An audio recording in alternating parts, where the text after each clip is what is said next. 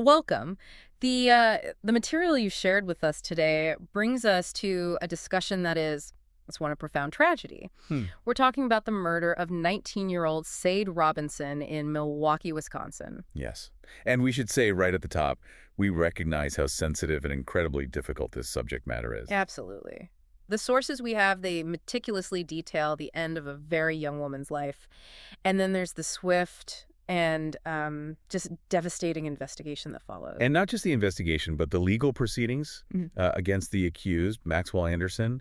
And then what I think is a crucial part of this story, the powerful, unified response from the Milwaukee community. Right. So our mission here is really clear. We want to conduct a thorough factual analysis of this record that's been provided. Just sticking to the facts. Exactly. We want to understand the exact sequence of events as they unfolded in the spring of 2024, the specific legal charges, which are heavy, and of course, the definitive outcome of the trial.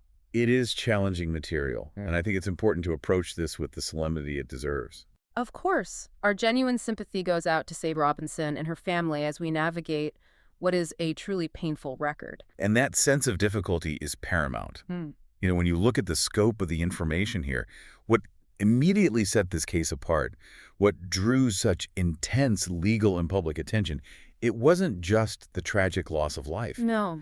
It was the documented severity of the subsequent acts, the very nature of the crime itself. When you study the timeline laid out in these documents, you see how quickly a seemingly routine missing persons report just transformed. And exploded. Yes, into a major high-profile homicide investigation involving an extreme level of brutality. And that rapid escalation, that's what fundamentally changed how law enforcement, the media, and the community treated the case from day one. That's such a critical starting point, the sheer speed with which the worst possible fears were confirmed. Okay, let's unpack these sources now. And let's begin with who Sade Robinson was, according to the records we have. Sade Carlina Robinson, she was a college student really embedded in her community in Milwaukee. Just starting out. She was born on May 10th, 2004, and the sources indicate her life was tragically cut short on or around April 1st or 2nd of 2024. Which means she was only 19 years old. 19. It's hard to reconcile that. She was just beginning her adult life. It truly is. The sources, they really highlight her status as a college student in Milwaukee, which, you know, it immediately places her in this hopeful, formative phase of her life. Building a future. Exactly. A young person building her education and her future in the city. Yeah.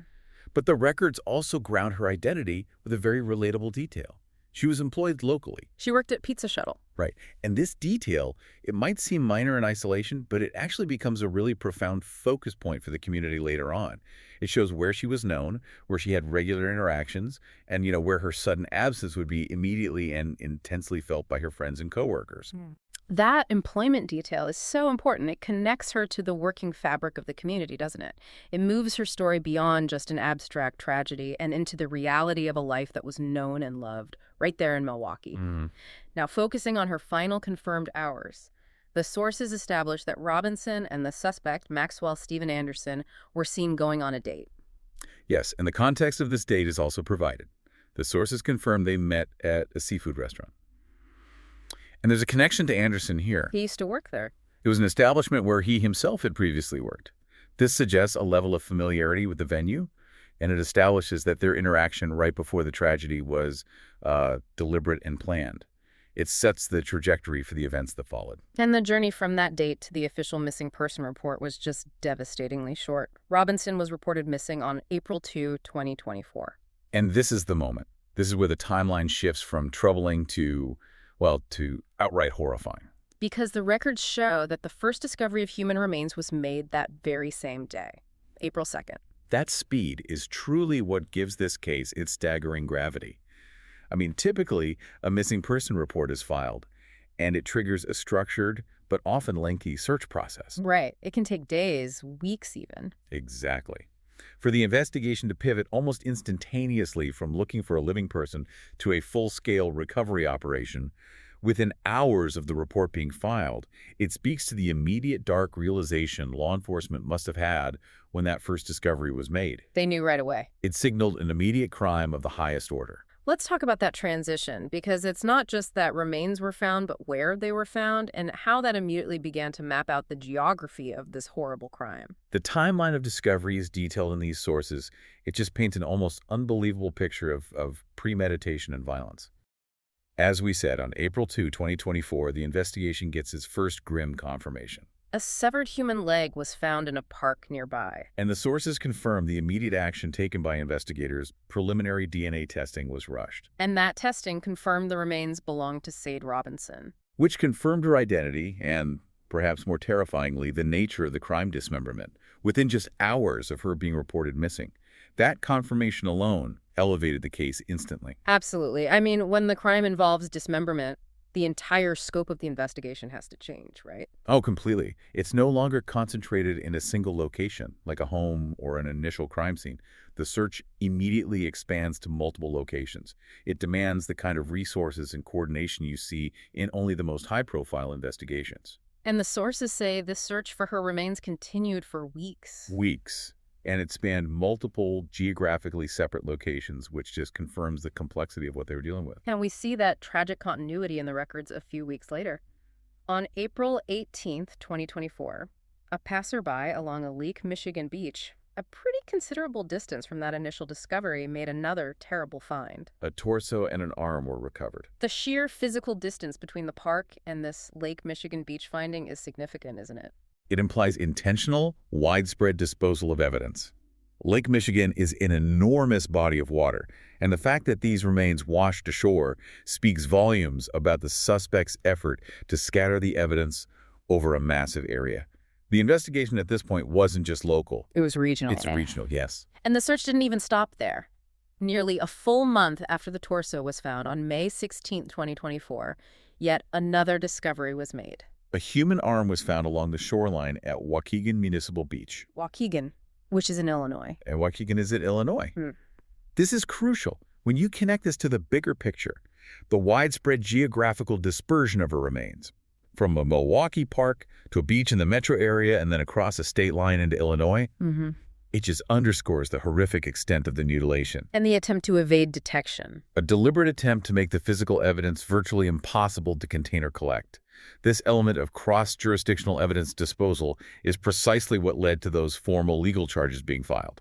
That evidence scattered across 2 states, it must have been instrumental in confirming that secondary charge, mutilating a corpse. What does this imply about how the police were approaching the evidence gathering? Well, the very nature of the discoveries meant that investigators had to rely heavily on modern technology. They were likely using cell phone data, vehicle tracking, things like that, to establish a geographical path of the suspect during those critical hours between the evening of April 1st and the reporting time on April 2nd. So they weren't looking for just one crime scene. No, they would have been mapping a disposal route. The successful confirmation of remains across 3 distinct geographical locations, the park, the Milwaukee beach, and the Illinois beach.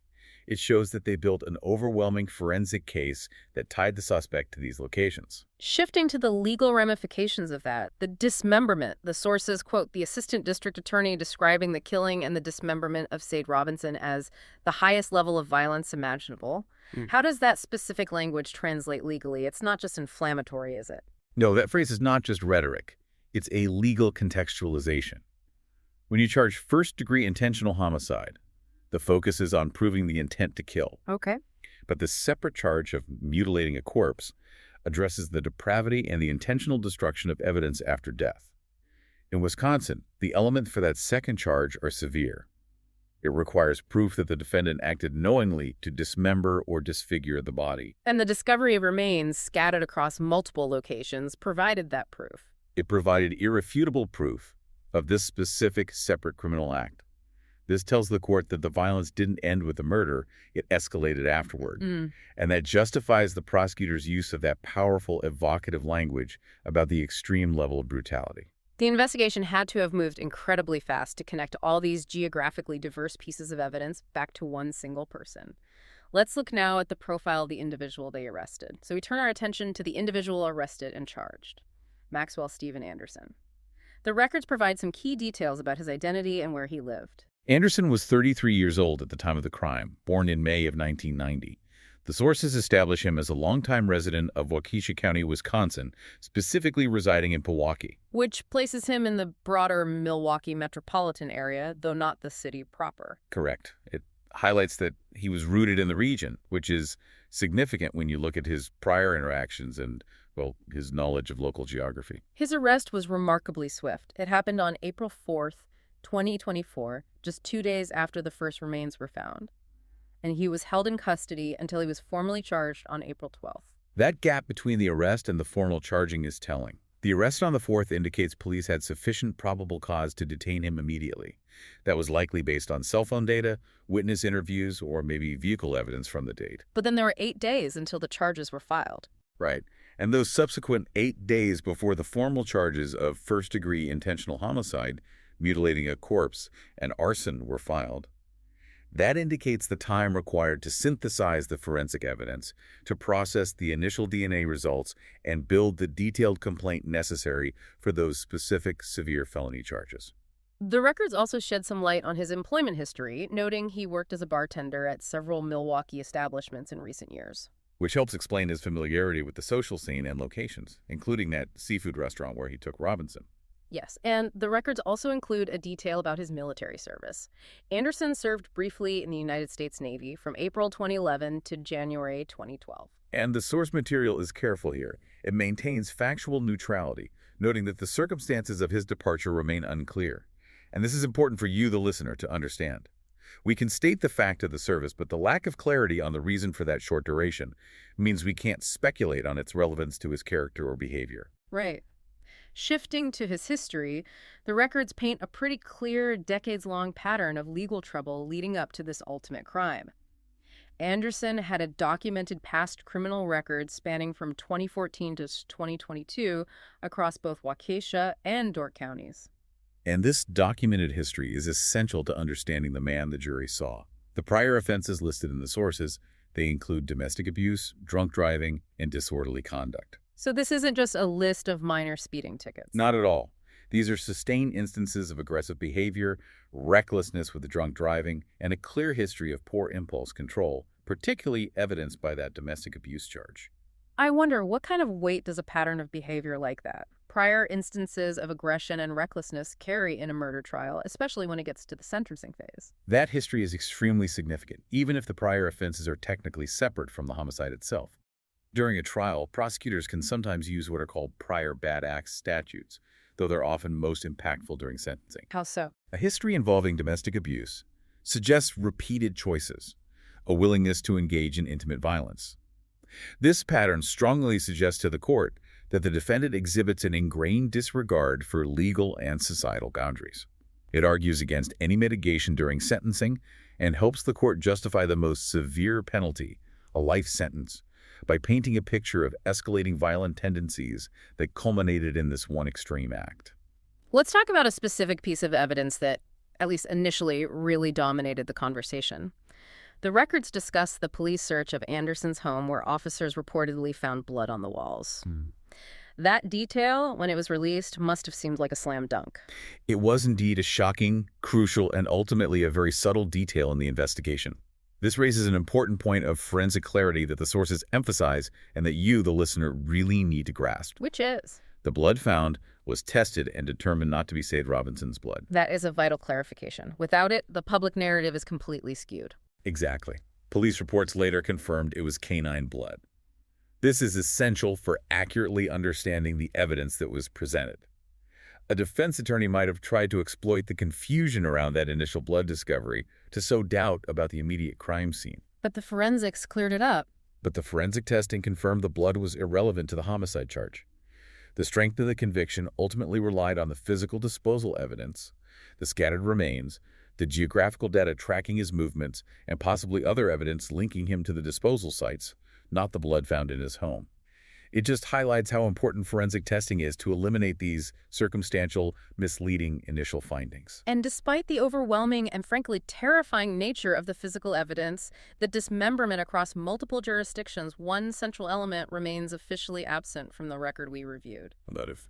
Anderson's motive for killing Robinson remains unknown. The sources do not elaborate on a reason or any explanation that was presented during the legal process. And the lack of an articulated motive is often disturbing to the public because we crave a rational explanation for irrational violence. In legal terms, however, while motive can strengthen a narrative, it is not a required element for a conviction in a first-degree intentional homicide case. They just have to prove intent. The prosecution has to prove intent to kill, and they proved that through the methodical, violent acts that were described. The absence of a stated motive simply underscores the apparent senselessness of the crime. It's a void that the court and the community are just forced to contend with. We can transition now from the investigation itself to the finality delivered by the judicial system. So the legal process, despite the complexity of all that evidence, it moved forward and culminated in a swift conclusion in the summer of 2025. The source material traces the key dates that delivered justice in this case. The pivotal moment was, of course, the jury's decision. On June 6, 2025, after reviewing that staggering timeline of evidence, the scattered remains, the forensic connections, the testimony, the jury found Maxwell Anderson guilty on all counts. A guilty on all counts verdict is extremely significant in a case like this, with multiple heavy charges. It confirms the jury was convinced beyond a reasonable doubt that Anderson acted with premeditation for the homicide charge. But critically, it also confirmed they believed he willfully and systematically carried out the extensive and horrific acts of dismemberment and the destruction of evidence related to the arson charge. And that comprehensive conviction, it cleared the path for the maximum possible penalty. It did. The final sentencing details are provided in the source. On August 1st, 2025, Anderson was sentenced to life in prison for the murder. Wisconsin doesn't have capital punishment, so this is the ultimate judicial penalty available for a crime of this magnitude. And a life sentence signifies the legal system's recognition of the unparalleled severity and brutality of this homicide. Yes, and the long-lasting societal damage it caused. And the sources confirm his current status. Maxwell Anderson is currently incarcerated at Dodge Correctional Institution in Waupun. That concludes the judicial timeline. And with the conviction secured and the life sentence handed down, the sources allow us to shift our focus. We can move from the sterile mechanical details of the law and the timeline of the crime to the immense, lasting human impact. Which is a vital transition. It is, because it reveals how the community grappled with the pain and how they sought to honor the victim's memory beyond just the court's judgment. That shift is powerful. The legal system provides a certain kind of closure for the court, but the community has to find its own way to navigate the grief. The response from the Milwaukee community to Sade Robinson's murder, as it's documented in the sources, was immediate, intense, and profoundly focused on honoring her memory. And on actively reclaiming her narrative from the sheer violence of her death. Yes, the shock and the horror generated by a crime of this nature, especially one involving a promising young college student, it galvanized this public outpouring of grief and remembrance. It was both spontaneous and deeply meaningful. One of the earliest and most symbolic acts was this community-led event they organized, known as a pink out. Dozens of community members gathered to create a makeshift memorial. And what makes this response so remarkable, really an act of communal defiance, is the location they chose. Anderson's front lawn. His front lawn. The choice of location is an intentional reclaiming of space. It was a visible, public, and deliberate act to define the perpetrator's last known free residence, not as a source of terror, but as a site of tribute to the victim. It was, in a sense, a form of community-led restorative justice. And the records detail the specific items they used. Balloons, posters, flowers, stuffed animals. And the sources highlight that very specific, personal element used in the memorial. The items were primarily pink. Because pink was Sade Robinson's favorite color. Exactly. And this small, deeply personal detail, it ensured that the memorial transcended generic grief. It became a vibrant personal celebration of her life, ensuring her personality and her preference remained central to the narrative, rather than just the brutality of the crime. And the memorializing wasn't confined just to that dramatic symbolic action at the suspect's house. The sources also confirmed that tributes and memorials were created at Pizza Shuttle, the Milwaukee restaurant where she worked. Right. And that shows the immediate local recognition of her presence in her daily life. It reinforces that she was a vital, known, functional member of the community whose absence was just acutely felt by her peers. It's also a striking detail in the sources that the expressions of sympathy extended across the entire periphery of this tragedy. You're talking about Anderson's father. Yes. The records mention the explicit expression of condolences and sympathy for the Robinson family from Anderson's own father. This is an extremely rare and profoundly human detail to find Yeah. documented in the context of such a high-profile, heinous crime. It really is. It indicates a split between the actions of the son and the conscience of the family who were forced to reckon with his unimaginable acts. It demonstrates a recognition of the total, irreversible damage that transcends the legal battle. That kind of public statement from the perpetrator's immediate family, it just speaks volumes about the universality of the grief and the shock. And Robinson's legacy, as documented in the sources, has been cemented into the city's landscape now, moving beyond those temporary memorials. In September of 2024, months after the initial shock, a permanent mural of Sade Robinson was painted. On a wall near the entrance of Pizza Shuttle. That mural serves as such a critical, lasting tribute. It's not simply a temporary collection of items, it's a permanent piece of public art that transforms the memory of the tragedy into a visible, enduring presence. It ensures her life and memory remain vibrant in the city where she is building her future. It transforms a site associated with her day-to-day work into a landmark of remembrance and resilience for the entire community. And this momentum, this move toward remembrance and advocacy, it clearly led to a more structural organization of that grief. The records detail the formation of an organization called Sade's Voice Foundation.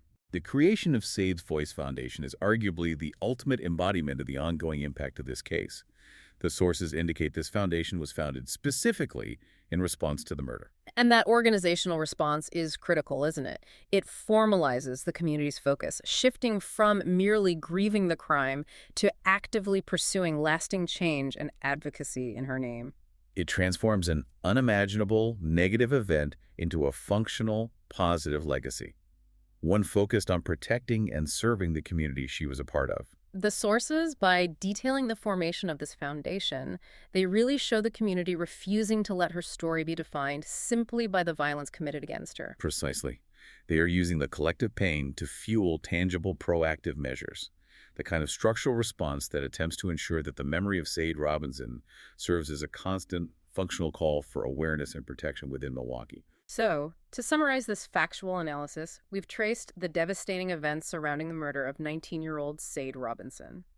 We started with her disappearance on April 10, 2024, and the immediate, terrifying discovery of her remains across multiple jurisdictions. And we followed that trail through the arrest and the definitive conviction of Maxwell Anderson on charges including first-degree intentional homicide and mutilating a corpse, which, of course, resulted in a life sentence. The legal outcome provides a definitive closure to the court case, but the sources also ensure we recognize that the pain and the loss are ongoing. We've meticulously analyzed the public record, the facts of the crime, the history of the perpetrator, and the solemn yet powerful response from the community, which was characterized by symbolic actions like the pink-out and lasting physical tributes like the mural. And the dedication of that community, demonstrated through those memorials and the structural organization of Sade's Voice Foundation, it just shows a powerful desire to center Sade Robinson's story on the life she lived, rather than solely on the violence of her death. And the formation of lasting organizations, built in the aftermath of extreme personal tragedy, offers a final, reflective thought for you, the listener, to consider. When communities are forced to confront shocking, incomprehensible acts of violence, the organizational and emotional response often crystallizes very rapidly. The enduring question this material leaves us with is this: what is the mechanism by which collective, immense sorrow transforms into an engine for sustained, structural advocacy? The source material implies that this capacity to turn deep grief into a functioning organization is the ultimate and most resilient form of legacy a community can create in the victim's name. This process is where the knowledge of her tragedy is applied to prevent future ones. A difficult but necessary exploration of the record. Thanks for listening.